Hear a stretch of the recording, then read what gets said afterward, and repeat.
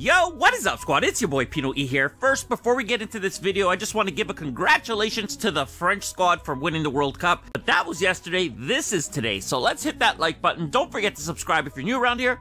Now let's go. Let's start today off with Converse and the Chuck Taylor 70. The silhouette is classic and it's simple, so to fuck it up, it takes some effort, just like J.W. Anderson did with his toy collection. Inspired by J.W. Anderson's obsession with collecting art, this collection takes inspiration from ceramics and sculptures by Ron Nagel. The Converse Chuck Taylor 70 comes dressed in gradient colorways, built with patent leather uppers, and equipped with oversized fuzzy laces. This pair is perfect for the emo who wants to rock a black trench coat but have some color on their feet. Look for these to drop July 19th on Converse.com and at select retailers. The highs will retail for $150 and the lows for $140. Over to Adidas, and first up we got another Nmd R1 releasing. Now lucky Adidas is not dropping these on August 1st or else I would have lost my shit, but this pair is okay in my books. The shoe comes in a black mesh upper with tonal 3-stripe branding, a black boost mid, and the only pop of color coming in the way of a red EVA insert on the rear of the shoe. If you want these, look for them to drop on September 6th on Adidas.com and at select retailers for $130. I don't understand this model, I don't like this model, I don't know anyone who buys this model. But for the next pair, we got the Adidas Nmd R1 Prime Knit STLT Collegiate Red. For this one, they treat the pair to an upper constructed of Prime Knit in a mix of core black, solid gray, and collegiate red, with black EVA inserts featuring Japanese text and a marble outsole. These are Michael Jackson bad, and they drop on August 13th for $170.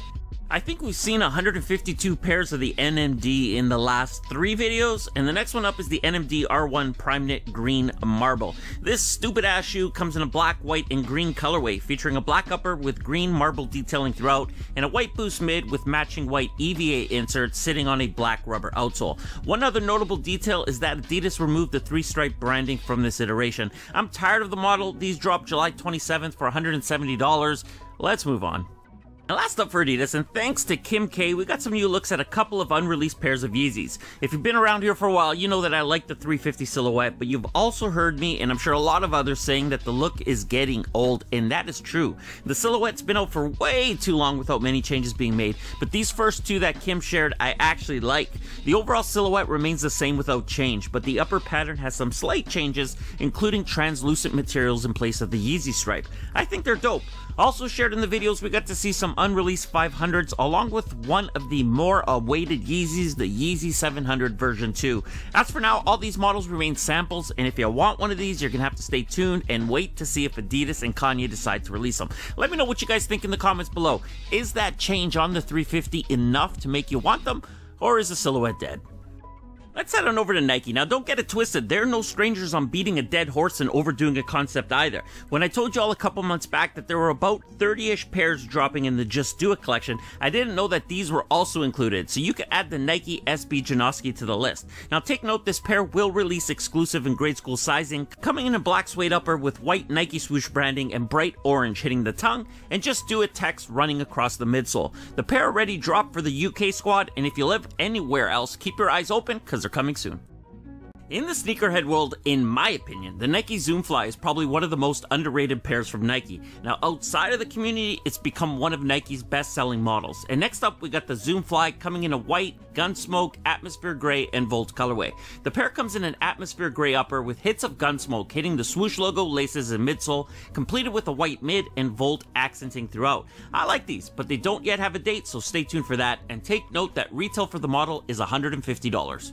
You know, as I was about to start recording this piece about this upcoming black colorway, the Nike Zoom Pegasus Turbo, it really just hit me the differences between what Nike and Adidas are doing right now. Both these brands are obviously athletic brands, but it feels like Adidas has really made the move to be noticed as a lifestyle brand, whereas Nike's been putting out new silhouettes that have a lifestyle feel, but also remain on the athletic side of things. I don't know where I'm going with this, it's not something I really thought about, like I said, it just came to me. But with the Pegasus Turbo, the X14, the Element 87, the Epic React, that's the vibe I'm getting.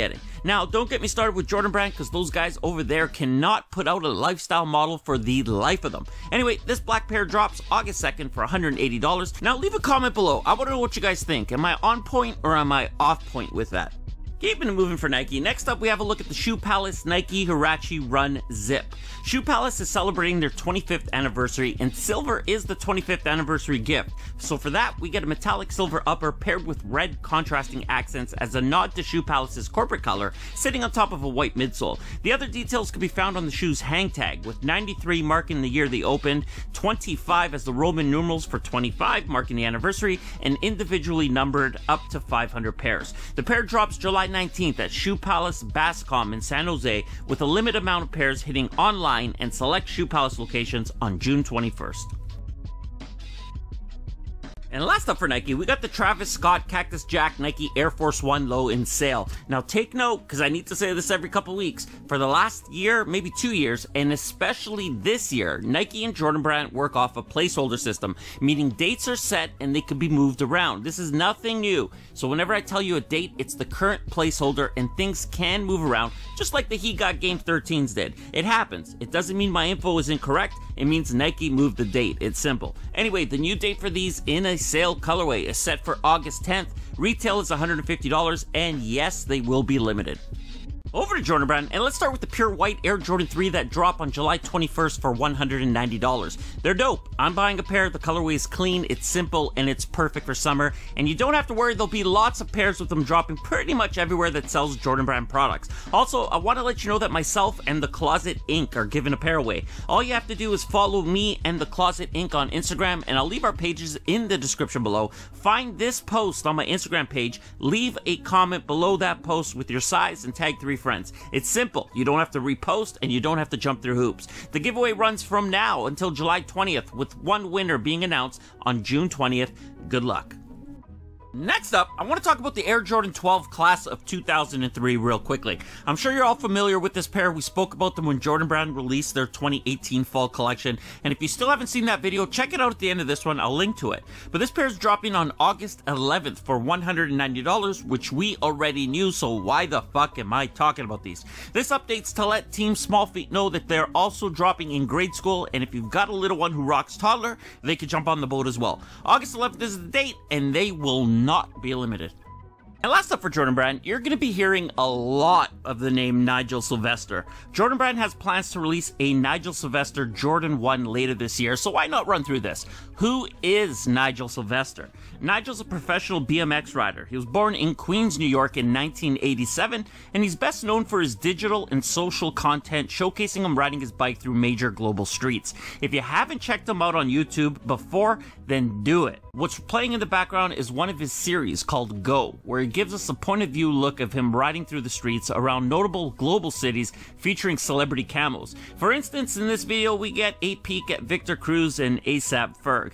His videos, they're dope as fuck. The editing and the jump cuts are brilliant. What makes him unique though is that he doesn't actually ride in competitions. His rise came through social media and YouTube. Some other notable mentions is that he was the first BMX athlete to be featured in the ESPN Body issue alongside Serena Williams and Michael Phelps. That's some dope company. And he's doing all this while securing the bag, getting major sponsorships from Nike, and we're going to talk about that in a second.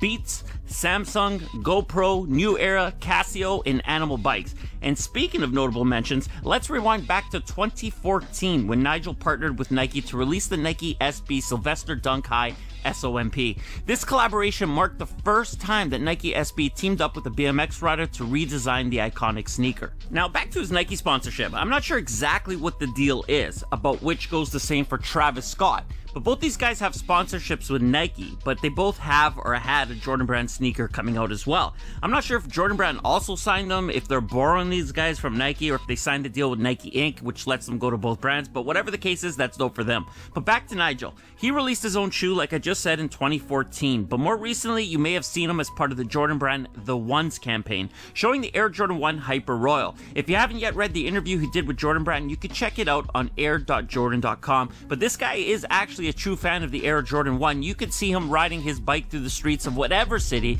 rocking the Jordan 1. Anyway, I like this move. The guy came from nothing and he grinded his way to success. Kudos to Nigel, and now to the Air Jordan 1 he'll be receiving this year. The pair is going to come in a sale varsity red, reflect silver, and white colorway in OG high form, and it's expected to drop sometime this coming September for $160. Before I show you the Photoshop image, all I hope is this is not what the pair ends up looking like, because here it is, and these shits just, I don't know, they're blah. I believe this will be an energy drop, and you already know that means limited, so good luck to you all. Stay tuned for more. And that does it for today's video, everyone. If you enjoyed it, and I hope you did, hit that like button. If you're new around here, subscribe, join the squad. If you've got something to say, leave it in the comments below. And I'm out.